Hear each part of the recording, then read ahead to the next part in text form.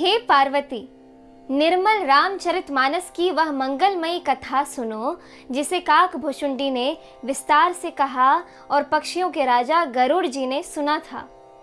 वह श्रेष्ठ संवाद जिस प्रकार हुआ वह मैं आगे कहूँगा। अभी तुम श्री रामचंद्र जी के अवतार का परम सुंदर और पवित्र यानी पाप नाशक चरित्र सुनो। श्री हरि के गुण, नाम, कथा और रूप सभी अपार, अगणित और असीम है। फिर भी हे पार्वती, मैं अपनी बुद्धि के अनुसार कहता हूँ, तुम आदर पूर्वक सुनो।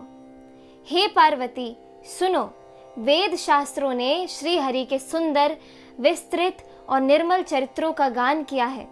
हरि का अवतार जिस कारण से होता है वह कारण बस यही है, ऐसा नहीं कहा जा सकता।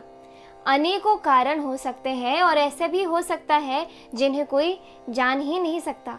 हे सयानी सुनो, हमारा मत तो यह है कि बुद्धि, मन और वाणी से श्री रामचंद्र जी की तर्कना नहीं की जा सकती।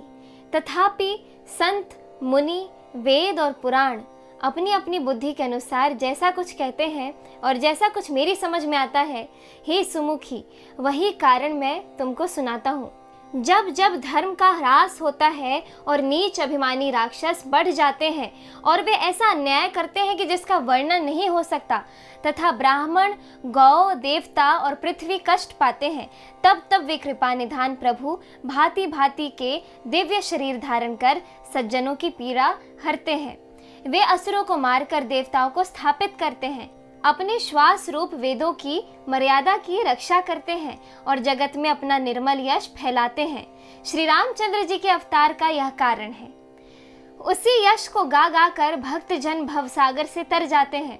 कृपा सागर भगवान भक्तों के हित के लिए शरीर धारण करते हैं। श्री रामचंद्र जी के जन्म लेने के अनेक कारण हैं जो एक से एक बढ़कर विचित्र हैं। हे सुंदर बुद्धि वाली भवानी, मैं उनको 2-1 जन्मों का विस्तार से वर्णन करता हूँ, तुम सावधान होकर सुनो। श्री हरि के जय और विजय 2 प्यारे द्वारपाल हैं जिनको सब कोई जानते हैं। उन दोनों भाइयों ने ब्राह्मण सनकादि के शाप से असुरों का तामसी शरीर पाया।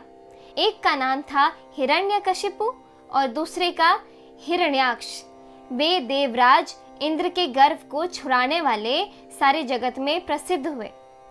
वे युद्ध में विजय पाने वाले विख्यात वीर थे।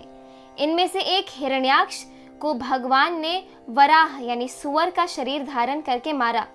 फिर दूसरे हिरण्यकश्यप का नरसिंह रूप धारण करके वध किया और अपने भक्त प्रहलाद का सुंदर यश फैलाया। वे ही दोनों जाकर देवताओं को जीतने वाले तथा बड़े योद्धा रावण और कुंभकर्ण नामक बड़े बलवान और महावीर राक्षस हुए जिन्हें सारा जगत जानता है। इस एपिसोड में इतना ही।